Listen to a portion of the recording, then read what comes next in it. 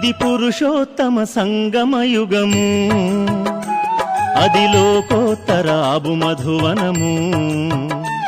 అటమన అందరి తండ్రిని కనుమా, పరమాత్ముని దరి పునీతుడగుమా. ఇది పురుషోత్తమ సంగమయుగము, అది లోకోత్తరాబు మధువనము. అటమన అందరి తండ్రిని కనుమా, పరమాత్ముని దరి పునీతుడగుమా. ఇది పురుషోత్తమ సంగమయుగము.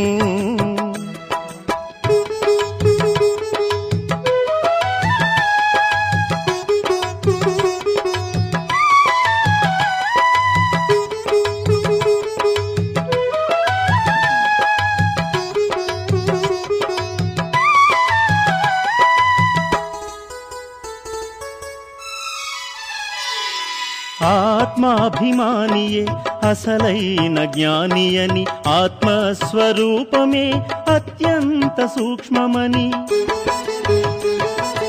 ఆత్మాభిమానియే అసలైన జ్ఞానియని, ఆత్మస్వరూపమే అత్యంత సూక్ష్మమని. ఆధ్యాత్మికోన్నతుడై అవనిలో సాగమని ఆదేశమొసగెను ఆనందరూపుడు జ్యోతి స్వరూపుడు. ఇది పురుషోత్తమ సంగమయుగము, అది లోకోత్తరాబు మధువనము. అటమన అందరి తండ్రిని కనుమా, పరమాత్ముని దరి పునీతుడగుమా. ఇది పురుషోత్తమ సంగమయుగము.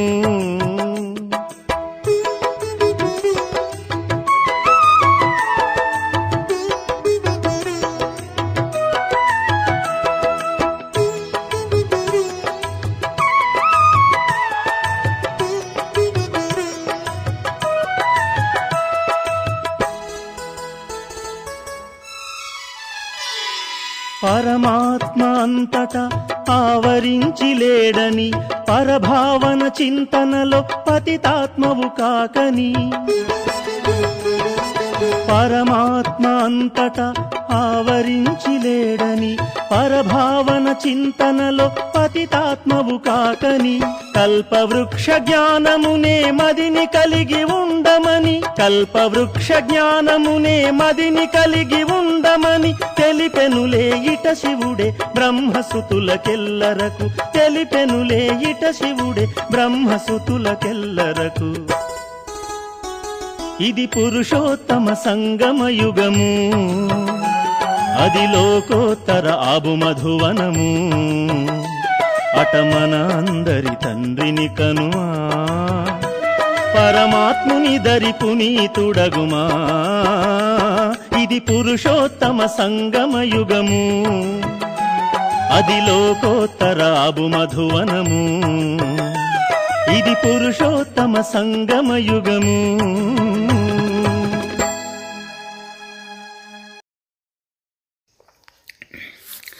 ఓం శాంతి.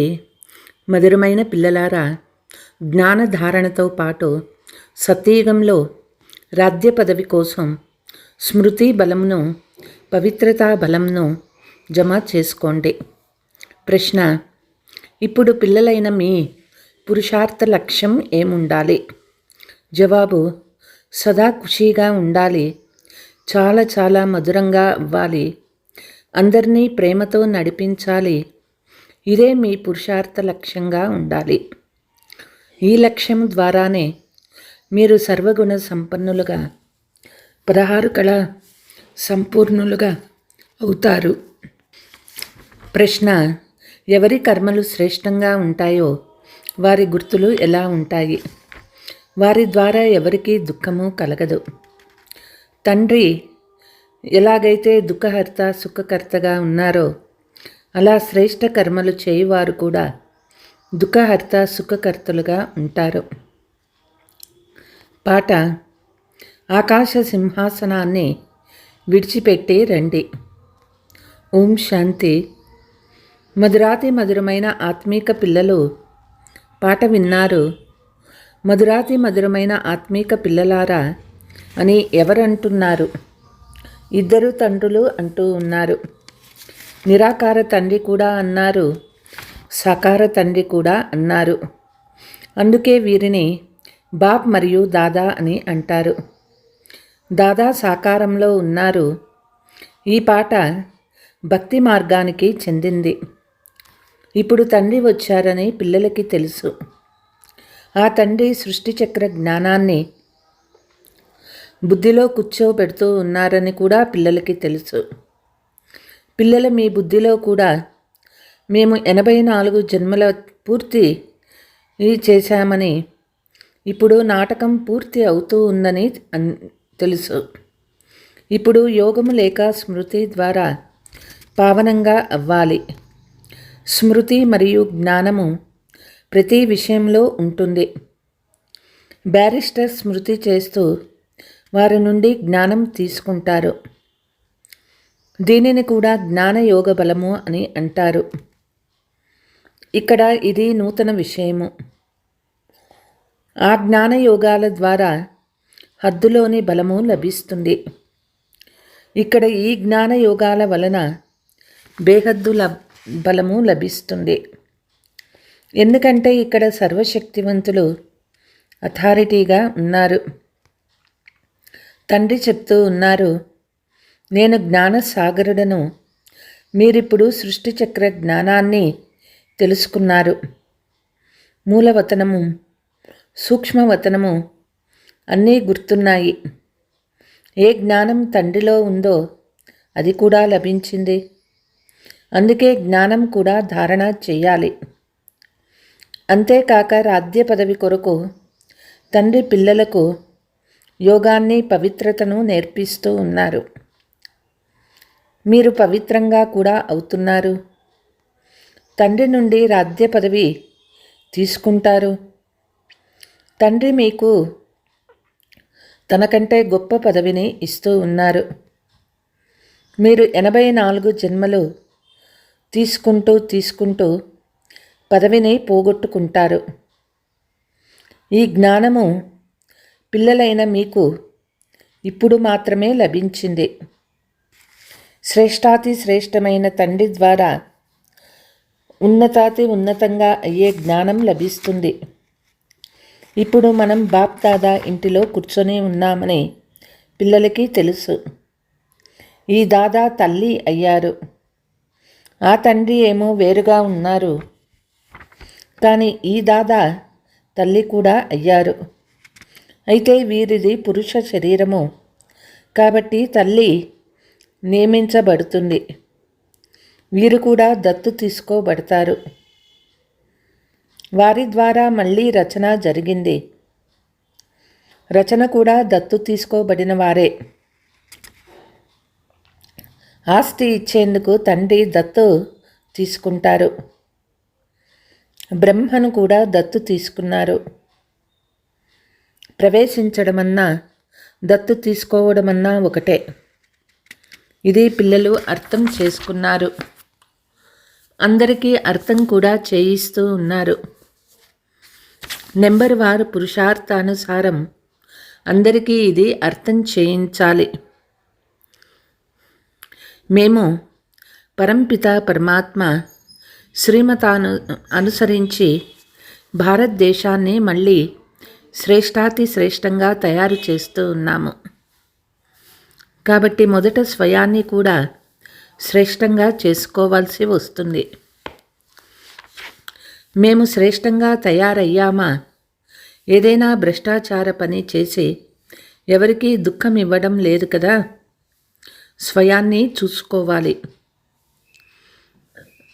నేను పిల్లలకు సుఖం ఇచ్చేందుకు వచ్చాను కనుక మీరు కూడా అందరికీ సుఖంనే ఇవ్వాలి. ఆ తండ్రి ఎప్పుడూ ఎవరికీ దుఃఖం ఇవ్వరు. వారి పేరు దుఃఖహర్త, సుఖకర్త. మనసా వాచా కర్మణ ఎవరికీ దుఃఖం ఇవ్వడం లేదు కదా. పిల్లలు స్వయాన్ని చెకింగ్ చేసుకోవాలి. శివబాబా ఎప్పుడూ ఎవరికీ దుఃఖం ఇవ్వరు. తండ్రి అంటూ ఉన్నారు, నేను కల్పకల్పము పిల్లలు మీకు అనంతమైన కథ వినిపిస్తాను. ఇప్పుడు మనము మన ఇంటికి వెళ్ళి మళ్ళీ నూతన ప్రపంచంలోకి వస్తామని మీ బుద్ధిలో ఉన్నది. ఇప్పటి చదువును అనుసరించి చివర్లో మీరు బదిలీ అయిపోతారు. వాపస్ ఇంటికి వెళ్ళి మళ్ళీ పాత్ర చేసేందుకు నెంబర్ వారుగా వస్తారు. ఇక్కడ రాజధాని స్థాపన అవుతూ ఉన్నది. ఇప్పుడు ఏ పురుషార్థం చేస్తారో ఆ పురుషార్థమే కల్పకల్పము సిద్ధిస్తుందని పిల్లలకి తెలుసు. రచయిత రచన ఆది మధ్య అంతర జ్ఞానము తండ్రికి తప్ప మరెవ్వరికీ తెలియదని మొట్టమొదట అందరి బుద్ధిలో కూర్చోపెట్టాలి. అత్యంత ఉన్నతమైన తండ్రి పేరును మాయం చేసేశారు. త్రిమూర్తి పేరు మాత్రం ఉంది. త్రిమూర్తి వీధి, త్రిమూర్తి హౌస్ కూడా ఉన్నాయి.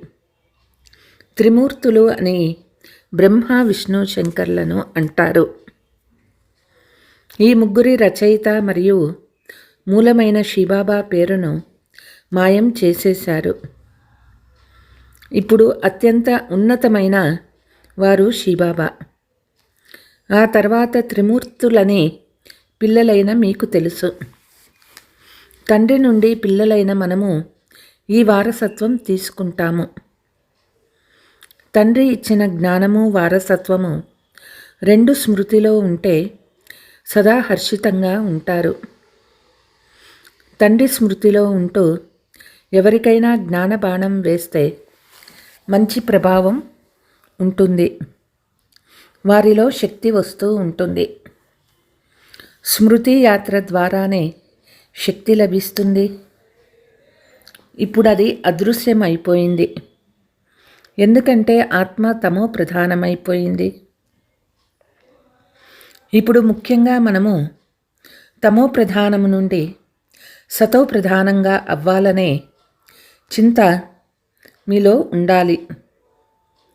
గీతను చదివే వారిని మన్మనాభవకు అర్థం చెప్పమని అడగండి. నన్ను స్మృతి చేస్తే వారసత్వం లభిస్తుందని ఎవరన్నారని అడగండి. నూతన ప్రపంచాన్ని స్థాపన చేసేది కృష్ణుడేమీ కాదు. కృష్ణుడు రాకుమారుడు. బ్రహ్మ ద్వారా స్థాపన అనే మహిమ ఉన్నది. అసలు చేయించేది ఎవరో మర్చిపోయారు. వారిని సర్వవ్యాపి అని అనేస్తారు. బ్రహ్మ, విష్ణు, శంకరుడు మొదలైన వారిలో కూడా అతనే ఉన్నారని చెప్తారు. దీనినే అజ్ఞానమని అంటారు. తండ్రి చెప్తూ ఉన్నారు, పంచవికారాలనే రావణుడు మిమ్మల్ని ఎంతో తెలివిహీనులుగా చేశాడు. మనం కూడా మొదట ఇలాగే ఉండేవారమని మీకు తెలుసు. అయితే మొట్టమొదట మనమే ఉత్తమోత్తములుగా ఉండేవారము. తర్వాత కింద పడుతూ అత్యంత పతితులుగా అయిపోయాము. శాస్త్రాలలో భగవంతుడైన రాముడు వానర సైన్యం తీసుకున్నట్లు వ్రాశారు. అది కూడా సరి అయినదే. మనం కోతులు వలె ఉండేవారమని మీకు తెలుసు. ఇది భ్రష్టాచార ప్రపంచమని ఇప్పుడు అనుభవం అవుతూ ఉంది. ఒకరికొకరు తిట్టుకుంటూ ముళ్ళు గుచ్చుకుంటూ ఉన్నారు. ఇది ముళ్ళ అడవి, అది పువ్వుల తోట. అడవి చాలా పెద్దదిగా ఉంటుంది, తోట చాలా చిన్నదిగా ఉంటుంది. తోట పెద్దదిగా ఉండదు. ఇప్పుడిది చాలా పెద్ద ముళ్ళ అడవి అని పిల్లలు అర్థం చేసుకున్నారు. సత్యయుగంలో పువ్వుల తోట చాలా చిన్నదిగా ఉంటుంది. ఈ విషయాలు పిల్లలైన మీరు కూడా నెంబర్ వారు పురుషార్థానుసారంగా అర్థం చేసుకుంటారు. ఎవరిలో జ్ఞాన యోగాలు లేవో, ఎవరైతే సేవలో తత్పరులవ్వరో వారిలో అంత సంతోషం కూడా ఉండదు. దానం చేసినందున మనుషులకు చాలా సంతోషం కలుగుతుంది. ఇంతకుముందు జన్మలో దాన పుణ్యాలు చేసినందున మంచి జన్మ లభించిందని అంటూ ఉంటారు. భక్తులైన వారు మంచి భక్తుల ఇంటిలో జన్మిస్తామని అనుకుంటారు. మంచి కర్మల ఫలం కూడా మంచిగానే ఉంటుంది. కర్మ అకర్మ వికర్మల గురించి తండ్రి కూర్చొని అర్థం చేయిస్తూ ఉన్నారు. ప్రపంచానికి ఈ విషయాలు తెలియవు. ఇప్పుడు రావణ రాజ్యమైనందున మనుషులు కర్మలన్నీ వికర్మలుగా అవుతాయి. అందరూ పతితులుగా అయ్యి తీరాలి. అందరిలోనూ పంచవికారాలు ప్రవేశించే ఉన్నాయి. దాన పుణ్యాలు మొదలైనవి చేస్తూనే ఉన్నారు. వాటి ఫలము అల్పకాలానికి మాత్రమే లభిస్తుంది. మళ్ళీ పాపాలు చేస్తూనే ఉంటారు. రావణ రాజ్యంలో ఏది ఇచ్చి పుచ్చుకున్నా అది పాపంతో కూడుకున్నదే. దేవతలకు చాలా స్వచ్ఛమైన భోగ్ పెడతారు. స్వచ్ఛంగా తయారై వస్తారు. కానీ వారికి ఏమాత్రమూ తెలియదు. బేహద్దు తండ్రిని కూడా ఎంతగానో గ్లాని చేశారు. ఈశ్వరుడు సర్వవ్యాపి అనడం వారిని గొప్పగా మహిమ చేయడం అనేది అనుకుంటారు. ఈశ్వరుడు సర్వవ్యాపి కాదు, సర్వశక్తివంతుడు. ఇది వీరి తప్పు అభిప్రాయము అని తండ్రి చెప్తూ ఉన్నారు. మీరు మొట్టమొదట తండ్రి మహిమను వినిపిస్తారు. అత్యంత ఉన్నతమైన వారు భగవంతుడు ఒక్కరే. మేము వారినే స్మృతి చేస్తున్నాము. రాజయోగము లక్ష్యం కూడా మీ ఎదురే ఉంది. ఈ రాజయోగాన్ని తండ్రి ఒక్కరు మాత్రమే నేర్పించగలరు. కృష్ణును తండ్రి అని అనరు. కృష్ణుడు ఒక బాలుడు, కానీ శివుని ఓ తండ్రి అని అంటారు. వారికి తమ సొంత శరీరం లేదు. ఈ శరీరాన్ని అప్పుగా తీసుకున్నాను, అందుకే వీరిని బాప్ దాదా అని అంటారు. వారు అత్యంత ఉన్నతమైన నిరాకార తండ్రి. రచనకు రచన ద్వారా వారసత్వం లభించదు. లౌకిక సంబంధంలో పిల్లలకు తండ్రి నుండి వారసత్వం లభిస్తుంది, ఆడపిల్లలకు లభించదు. ఇప్పుడు తండ్రి చెప్తూ ఉన్నారు, ఆత్మలైన మీరంతా నాకు పుత్రులే. ప్రజాపిత బ్రహ్మకు పుత్రులు పుత్రికలు. బ్రహ్మ నుండి వారసత్వం లభించదు. తండ్రికి చెందిన వారిగా అయితేనే వారసత్వం లభిస్తుంది. ఈ తండ్రి సన్ముఖంలో కూర్చొని పిల్లలైనా మీకు వినిపిస్తూ ఉన్నారు. వీరు చెప్పిందే ఏ శాస్త్రం కానీ తయారవ్వదు. మీరు రాసుకుంటున్నారు, సాహిత్యం కూడా అచ్చు వేస్తారు. కానీ టీచర్ లేకుండా పుస్తకం ద్వారా ఎవ్వరూ అర్థం చేసుకోలేరు. ఇప్పుడు మీరు కూడా ఆత్మీక టీచర్లు, తండ్రి బీజరూపులు. వారి వద్ద మొత్తం వృక్షం యొక్క ఆది మధ్యంతాల జ్ఞానమున్నది. టీచర్ రూపంలో కూర్చొని అర్థం చేయిస్తూ ఉన్నారు. సుప్రీం తండ్రి అని మనల్ని తన పిల్లలుగా చేసుకున్నారనే ఖుషి సదా ఉండాలి. వారే మనకు టీచరై చదివిస్తూ ఉన్నారు. సత్యమైన సద్గురువు కూడా వారే. తమ వెంట తీసుకువెళ్తారు. సర్వుల సద్గతిదాత వారొక్కరే. అత్యంత ఉన్నతమైన తండ్రి కూడా వారే. వారు భారతదేశానికి ప్రతి 5000 సంవత్సరాల తర్వాత వారసత్వం ఇస్తారు. వారు శివ జయంతిని జరుపుకుంటారు. వాస్తవానికి శివునితో పాటు త్రిమూర్తి అని కూడా ఉన్నది. మీరు త్రిమూర్తి శివ జయంతిని జరుపుకుంటారు. కేవలం శివ జయంతిని జరుపుకోవడం ద్వారా ఏ విషయము నిరూపించబడదు. తండ్రి వచ్చి తర్వాత బ్రహ్మ జన్మ జరుగుతుంది. పిల్లలుగా అయ్యారు, బ్రాహ్మణులు అయ్యారు. లక్ష్యం మీ ఎదుట నిలబడి ఉంది. తండ్రి స్వయంగా వచ్చి స్థాపన చేస్తారు. మీ లక్ష్యం కూడా చాలా స్పష్టంగా ఉంది. కేవలం కృష్ణుని పేరు వేసినందున గీతకున్న గొప్పతనమంతా పోయింది. కానీ ఇదంతా డ్రామాలో నిర్ణయించబడి ఉంది. ఈ తప్పు మళ్ళీ జరగనే జరుగుతుంది. ఈ డ్రామా అంతా జ్ఞానము మరియు భక్తి యొక్క ఆట. తండ్రి అంటూ ఉన్నారు, అల్లారు ముద్దు పిల్లలారా, సుఖధామము శాంతిధామాలను స్మృతి చెయ్యండి. అల్ఫ్ బేలను స్మృతి చేయడం ఎంతో సులభము. మీరు మన్మనాభవ అర్థం చెప్పమని ఎవరినైనా అడగండి, వారేమంటారో చూడండి. భగవంతుడు అని ఎవరిని అనాలి?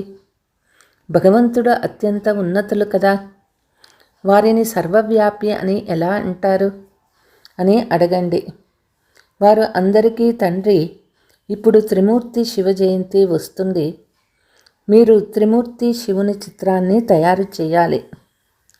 అత్యంత ఉన్నతమైన వారు శివుడు, ఆ తర్వాత సూక్ష్మవతన వాసులైన బ్రహ్మ విష్ణు శంకర్లు అత్యంత ఉన్నతమైన వారు. శ్రీబాబా వారు భారతదేశాన్ని స్వర్గంగా చేస్తారు. వారి జయంతిని ఎందుకు జరుపుకోరు? ఆ శివుడు భారతదేశానికి వారసత్వం ఇచ్చారు. వారి రాజ్యం ఉండేది. ఇందులో మీకు ఆర్య సమాజం వారు కూడా సహాయం అందిస్తారు. ఎందుకంటే వారు కూడా శివుణ్ణి నమ్మి గౌరవిస్తారు. మీరు మీ జెండాను ఎగురవేయండి. ఒకవైపు త్రిమూర్తి మరియు సృష్టి చక్రము, రెండవ వైపు కల్పవృక్షం ఉండాలి. వాస్తవానికి మీ జెండా ఇలా ఉండాలి. ఇలా తయారు చేయగలరు కదా. జెండాను ఎగరవేస్తూ అందరూ చూస్తారు. పూర్తి జ్ఞానమంతా ఈ జెండాలో ఉంది. కల్పవృక్షము, డ్రామా ఈ రెంటిలో చాలా స్పష్టంగా ఉంది. మళ్ళీ మన ధర్మం ఎప్పుడు ప్రారంభమవుతుందని అన్ని ధర్మాల వారికి తెలిసిపోతుంది. వారికి వారే లెక్కించుకుంటారు. అందరికీ ఈ చక్రం గురించి, వృక్షం గురించి అర్థం చేయించాలి. యేసుక్రీస్తు ఎప్పుడు వచ్చారు? అంతవరకు క్రైస్తవ ఆత్మలు ఎక్కడ ఉన్నారు? నిరాకార ప్రపంచంలో అని తప్పకుండా చెప్తారు. మనం ఆత్మలము, రూపాలు మార్చుకొని సాకారులుగా అయ్యాము.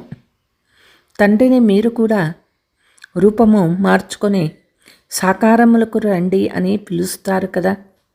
బాబా వచ్చేది ఇక్కడికే కదా, సూక్ష్మవతనంలోకి రారు. మేమెలా మా రూపాలు మార్చుకొని పాత్ర చేస్తూ ఉన్నామో మీరు కూడా వచ్చి మళ్ళీ రాజయోగం నేర్పించండని పిల్లలు అంటారు.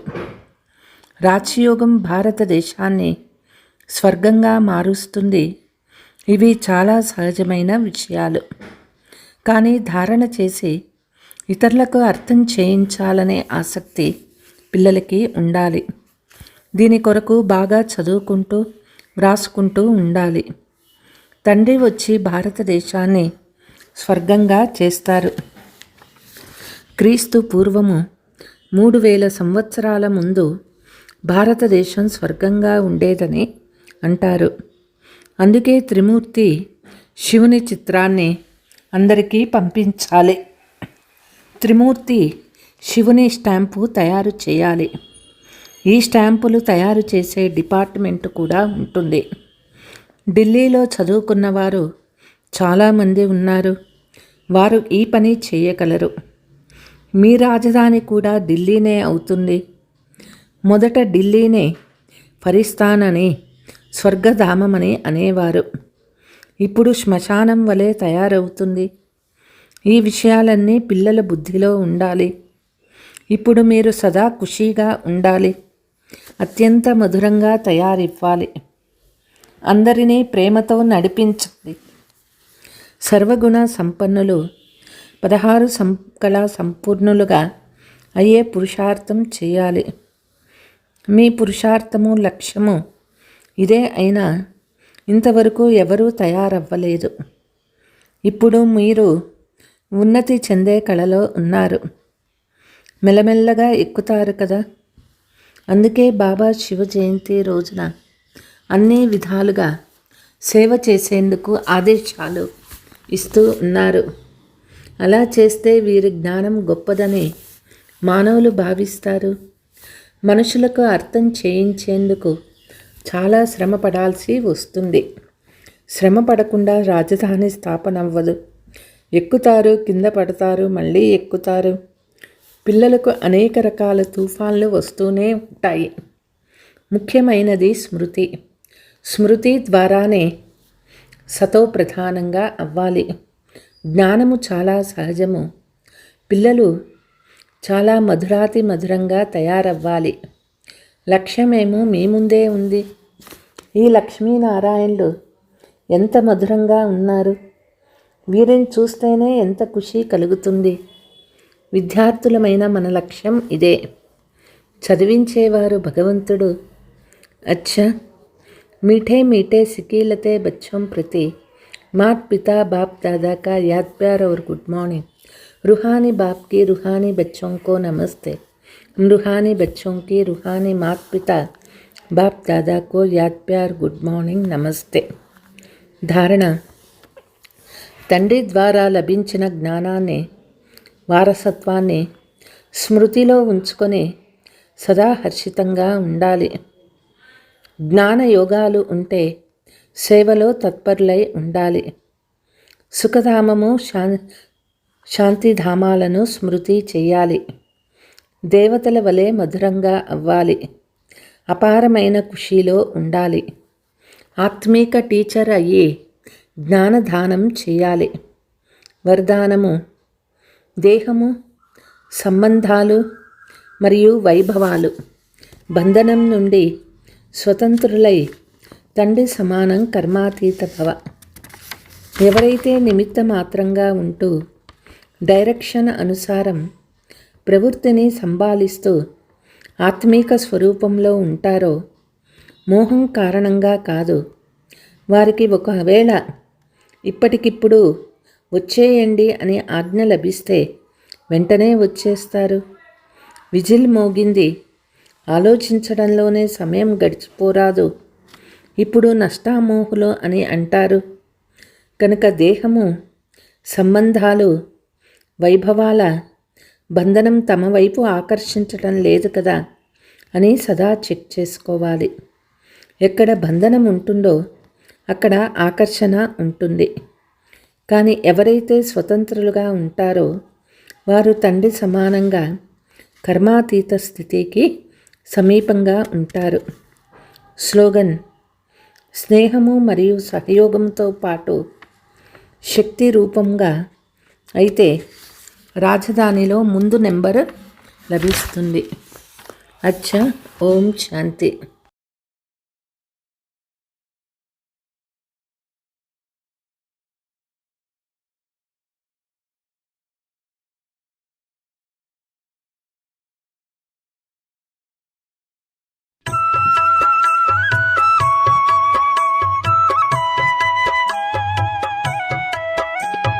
योगी भव ज्ञानी भव योगी जीवितं मधुरम्.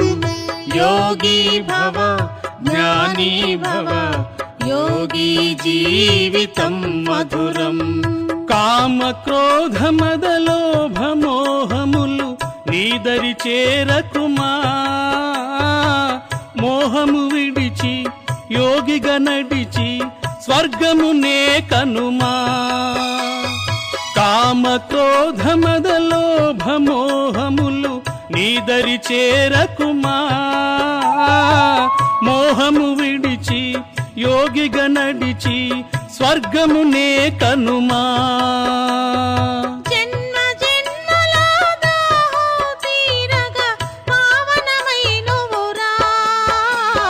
योगी भव ज्ञानी भव योगी जीवितं मधुरम्.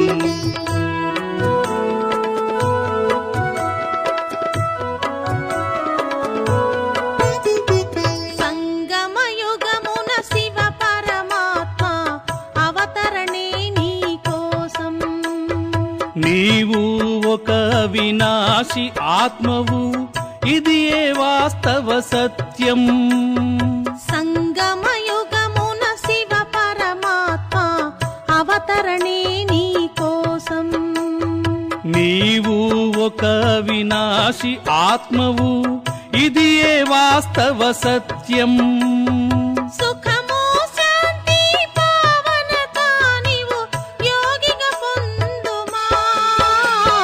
योगी भव ज्ञानी भव योगी जीवितं मधुरम्. పరంధామమే వీడి పరమపిత ఇలలో నిలిచెనురా.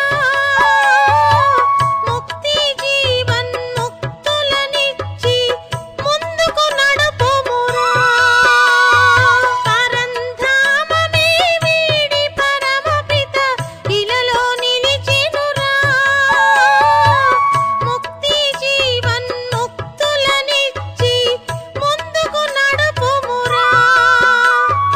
సాగుమురా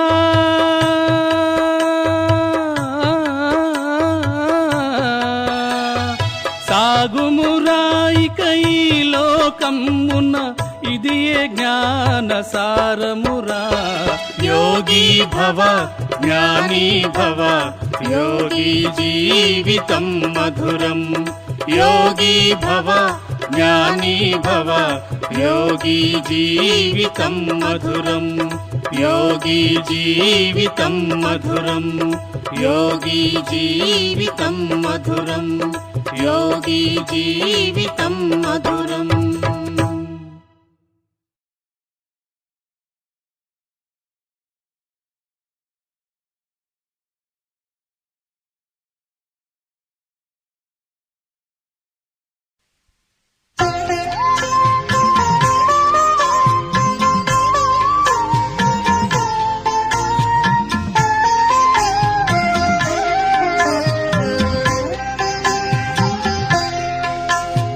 మధురం మధురం ఎంతో మధురం శివబాబా నీ లీలలు మధురం మధురం మధురం ఎంతో మధురం శివబాబా నీ లీలలు మధురం జ్ఞానమిచ్చు బ్రహ్మ వదనం మధురం దేహం మరిపించు మురళి మధురం అర్హత పెంచే సేవే మధురం అహం హరించే ఆత్మీయత మధురం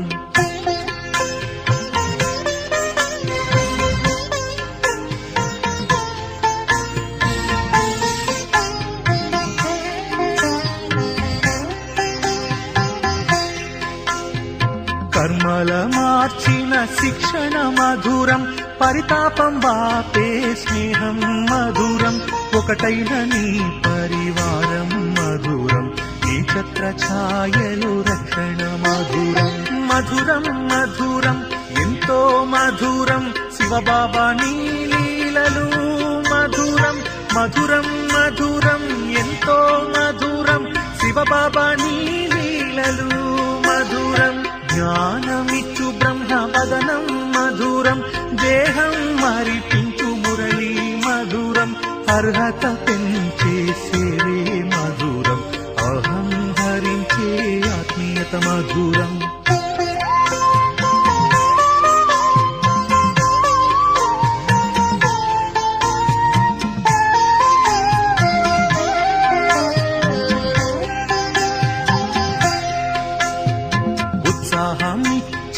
సాంగత్యం మధురం కర్మస్థలి మధువనమే మధురం సంగమయుగ విజన్మము మధురం పరంధామ సన్నిధానం మధురం మధురం మధురం ఎంతో మధురం శివబాబా నీ లీలలు మధురం మధురం మధురం ఎంతో మధురం శివబాబా నీ లీలలు